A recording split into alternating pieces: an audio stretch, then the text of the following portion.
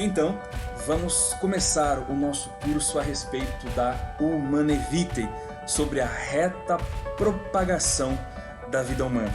Acompanhe a cada detalhe, tome aí a tua caneta, o teu caderno, para que você possa aprender conosco.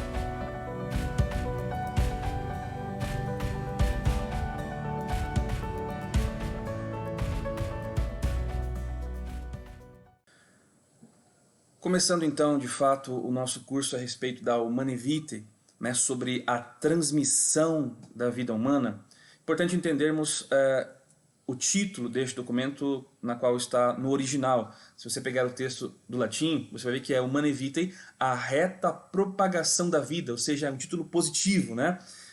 De fato, falando dessa missão, dessa vocação de propagarmos, de transmitirmos a vida humana, um chamado específico para o ser humano. Entretanto, se você pegar o texto em português, você vai ver que vai falar que é sobre a regulação da natalidade. Um pouco negativo, né? Mas o título original é a reta propagação da vida humana. Importante para que nós comecemos este curso, nós entendamos um pouquinho do contexto histórico na qual ele foi escrito. Este talvez foi um dos documentos mais rejeitados da história da igreja. Por quê? Porque ensinou algo totalmente diferente daquilo que foi ensinado? Não, na verdade ele traz de uma forma nova, uma abordagem nova, uma das coisas mais profundas de todo o ensinamento da igreja ao longo dos 2 últimos 1000 anos. Então é importante a gente entender um pouquinho desse contexto histórico para a gente perceber que esse documento, quando ele foi lançado por Paulo VI, né, que é o seu autor, o mundo não aceitou esse documento. O mundo.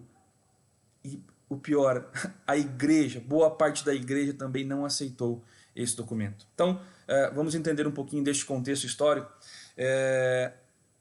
A carta encíclica, né, Humanae Vitae, foi escrita em 1968, em julho de 68.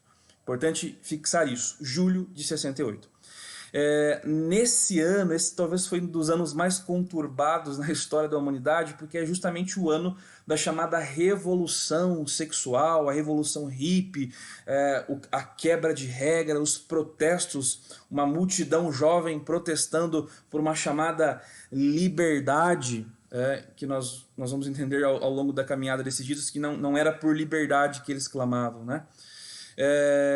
Então, um ano de muito conflito, um ano de muitos protestos em universidades. Uma grande universidade que ficou marcada neste ano é a Universidade de Sorbonne, onde muitos jovens ali, motivados por muitas pessoas, né, motivados por pensadores, foram protestar.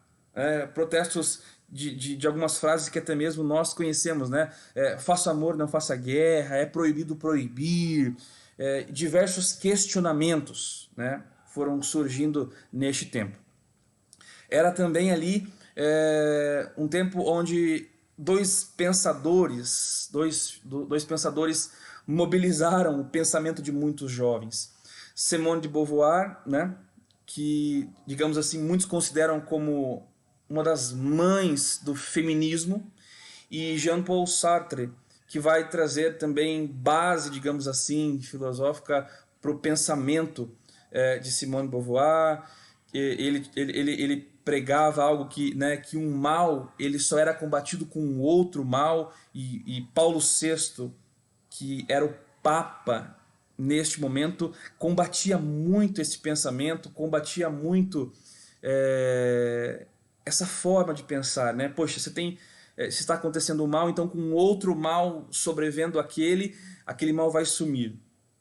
E na verdade o pensamento da igreja e de Paulo VI sempre foi contrário a isso, porque sabe que uma resposta para o mal na verdade é um bem, e essa resposta é o próprio Jesus, né? Neste ano também, né, nessa década, estava sendo popularizada o uso das pílulas anticoncepcionais. Então, neste ano, naquela década, as pílulas anticoncepcionais estavam surgindo de uma forma ampla. A popularização da camisinha também como método ali, né, anticontraceptivo. Novas realidades, uma nova mentalidade conjugal. Ou o que é isso? pais que já não queriam mais ter filhos, queriam apenas ter um relacionamento, mas que não queriam ter filhos. Uma nova mentalidade conjugal. E veja, tudo isso ali em maio, por exemplo, de 1968, né, deste ano tão, tão conturbado, vai acontecer, digamos assim, essa grande revolução que sai na mídia. Se você pesquisar aí na internet, você vai ver, né, toda essa mobilização aí de uma luta aspas, pela verdade, pela liberdade, né?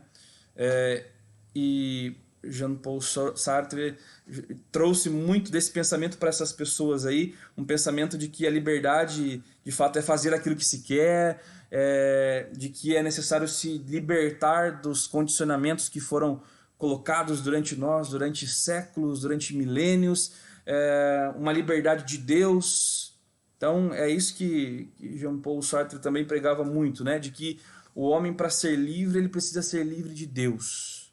Então esses eram os pensamentos ali que permeavam historicamente esse ano de 1968. Então maio como essa grande explosão do mundo da revolução sexual, do mundo hippie, e em julho, diante de toda essa situação, diante de toda essa mudança grandiosa que estava acontecendo no mundo, o Papa Paulo VI resolve dar uma resposta ao mundo que estava pressionando a Igreja Católica para que aprovasse o uso de anticoncepcionais, aprovasse o uso de camisinha, uma grande pressão sobre o Papa, sobre a Igreja, até mesmo membros da Igreja pressionando o Papa para que aderisse a esse pensamento que estava acontecendo no mundo naquele tempo, né, da abertura a anticoncepcionais.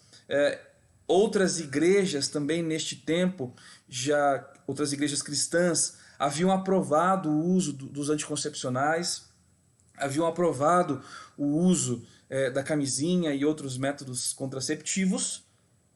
Então, Paulo VI, diante dessa pressão absurda, ele lança, né, ele apresenta à igreja e ao mundo a encíclica Humanae Vitae.